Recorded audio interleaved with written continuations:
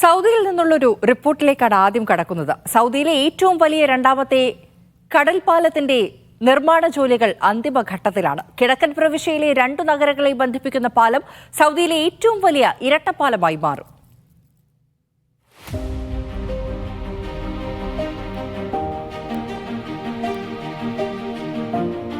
കിഴക്കൻ പ്രവിശ്യയിലെ സൊഫ്വയെയും റാസ് തനൂറയെയും ബന്ധിപ്പിച്ച് 3.2 കിലോമീറ്റർ നീളത്തിലാണ് സൗദിയിൽ ഇരട്ട കടൽപ്പാലം ഒരുങ്ങുന്നത്. പുതിയ പാലം റാസ് തനൂറക്ക് പുതിയ പ്രവേശന കവാടവും എക്സിറ്റും നൽകും. ഏതാനും മീറ്ററുകൾ പൂർത്തിയായാൽ പാലം ഇരുകരയും തൊടും.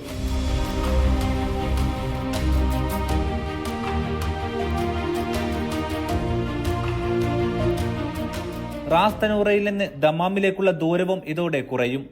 റാസ് തനൂറക്കാർക്ക് ദമ്മാം എയർപോർട്ട് യാത്രയും വേഗത്തിലാക്കാം. പാലത്തിന്റെ അക്കരെ തൊട്ടാൽ ഇനി ബാക്കിയുണ്ടാവുക ടാറിങ്ങും മോടി പിടിപ്പിക്കലും മാത്രമാണ്. പുതുതായി നിർമ്മിക്കുന്ന ഇരട്ടപ്പാലം റാസ് തനൂറയിലെ ടൂറിസം സാധ്യതകളും എളുപ്പമാക്കും. ചരക്കുനീക്കം എളുപ്പമാക്കാനും പാലം സഹായിക്കുമെന്ന് ഗതാഗത അതോറിറ്റി അറിയിച്ചു. പാലത്തിന്റെ നിർമ്മാണം 2025 ജൂണിലാണ് പൂർത്തിയാക്കുക. സൗദിയെയും ബഹ്റൈനെയും ബന്ധിപ്പിക്കുന്ന കിങ് ഫഹദ് കോസ്വേയാണ് നിലവിൽ സൗദിയിലെ ഏറ്റവും നീളമുള്ള കടൽപ്പാലം.